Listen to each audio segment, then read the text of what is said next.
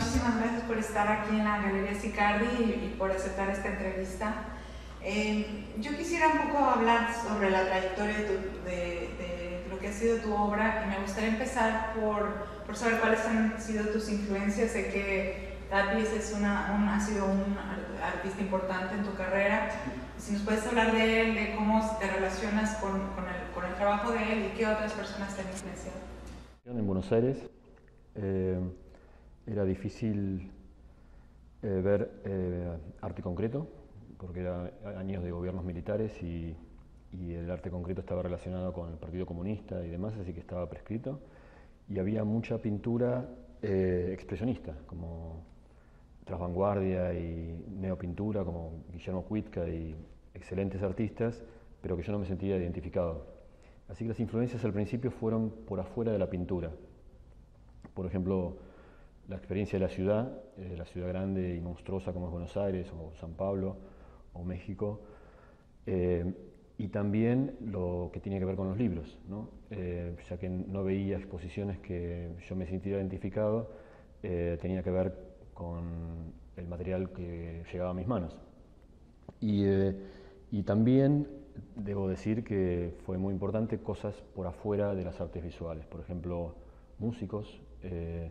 Recuerdo que en ese momento conocí la obra de Steve Reich, un músico minimalista norteamericano, y fue importante para mí, porque era un artista joven que estaba trabajando en ese momento, y me parecía que hacía una obra que no se pudiese haber hecho en ninguna otra época.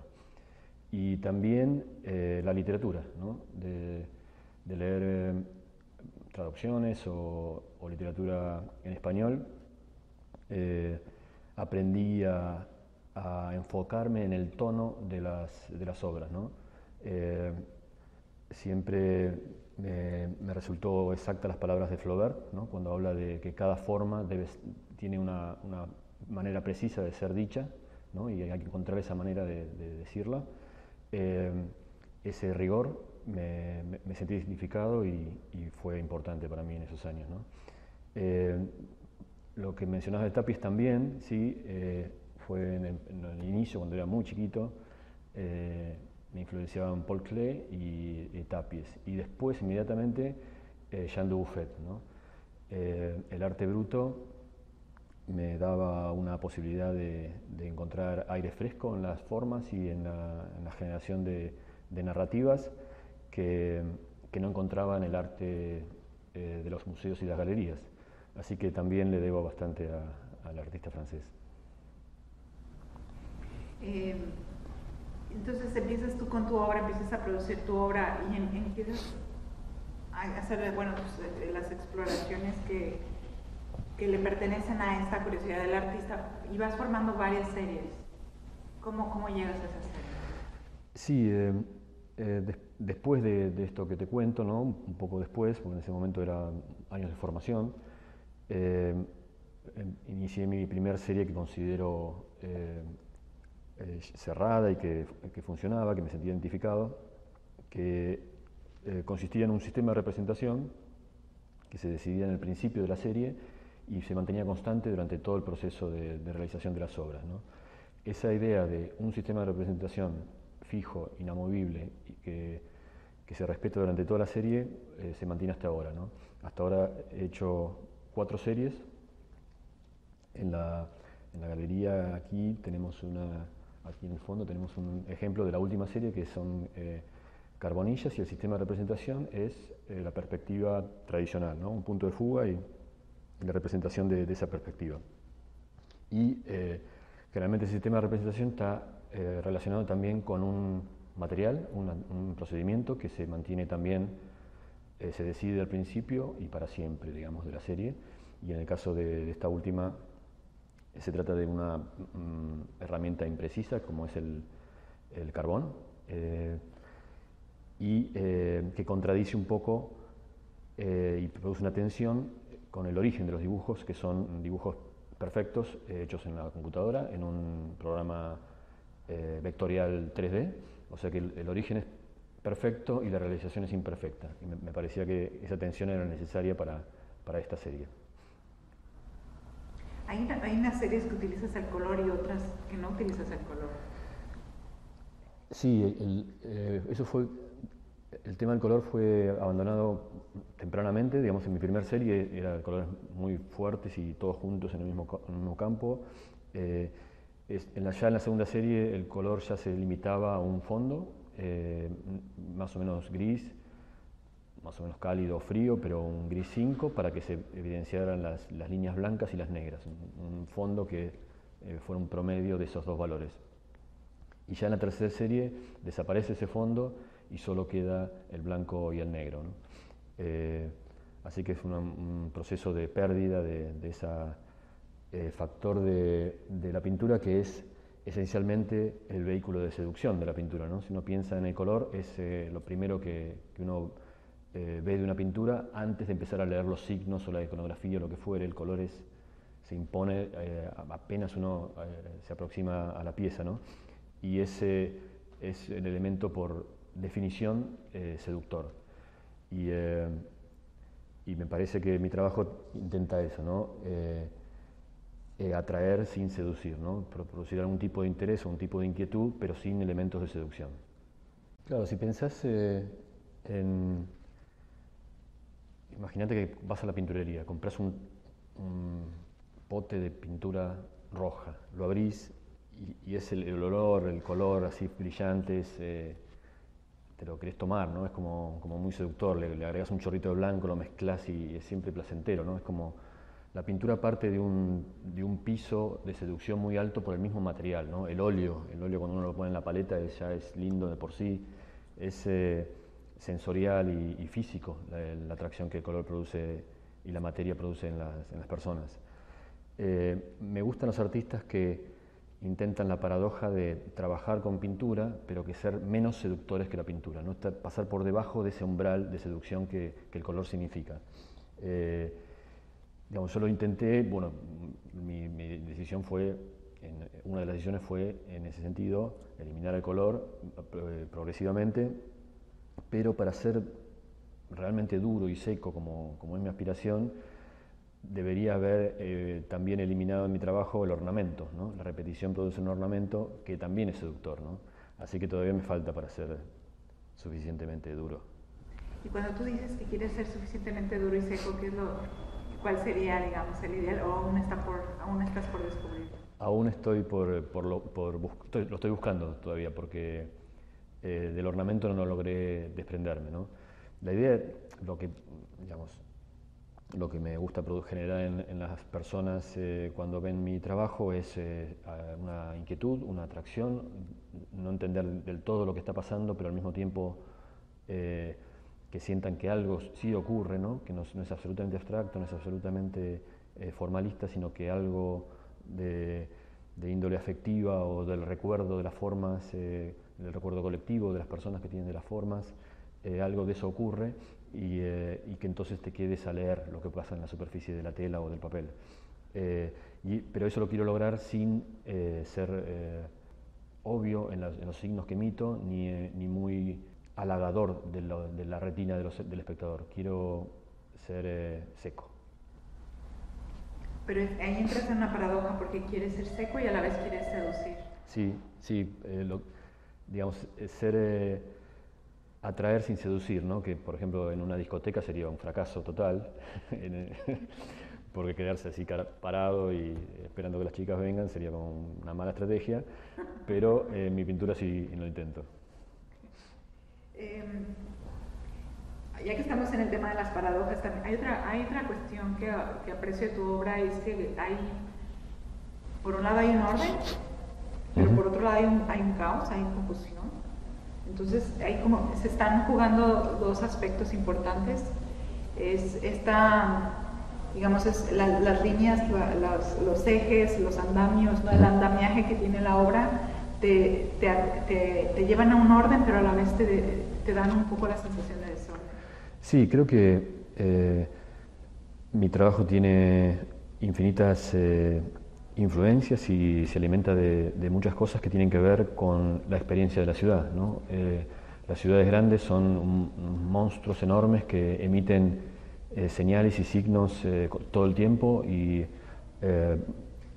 simultáneamente infinidad de de signos que la gente no puede absorber en su totalidad, porque nos volveríamos locos, y de hecho las ciudades nos vuelven bastante locos, ¿no? Lo que hacemos cada uno de nosotros, no solo los artistas, sino cada uno de nosotros, de todo ese bombardeo de signos y de información y de formas y de señales, hacemos un recorte para poder asimilar un aspecto de la ciudad y dejar de lado otros, ¿no? De una manera hacemos una síntesis personal que nos permite resistir y poder sobrevivir en la ciudad, que es un monstruo muy demandante y agobiante. Yo hago lo mismo y lo hago con mi trabajo. Mi trabajo es un recorte personal de esa experiencia de la ciudad infinita y cargada y muchas veces tensa y agobiante, y intento dar cuenta de mi propio recorte personal.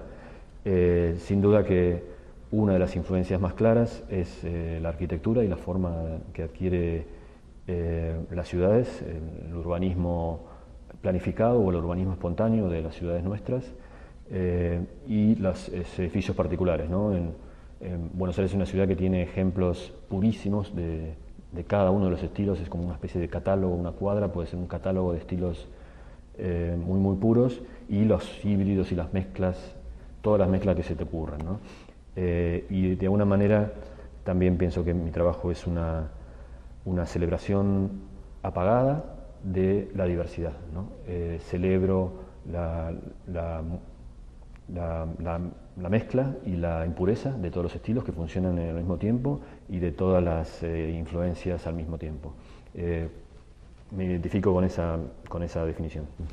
Pero entonces, digamos, esta respuesta o la solución a la que has llegado también está intentando llegar a esencias, ¿no? Es un poco la búsqueda de las esencias. Sí, lo que pasa es que no identificaría la palabra esencia con pureza, ¿no? Creo que buscaría la verdad en la mezcla y en la combinación, ¿no? Y la contaminación de diferentes formas, de diferentes estilos, pero también de diferentes culturas y de personas, ¿no? Me parece que cualquier armonía, la única armonía que se puede defender y buscar realmente es la armonía que incluye los opuestos y la diversidad, ¿no? No me identificaría con una definición de lo esencial que implique algún grado de limpieza o de pureza, ¿no? En una ocasión dijiste que tus cuadros se definen más por lo que no son que por lo que son. ¿Qué es lo que no son tus cuadros?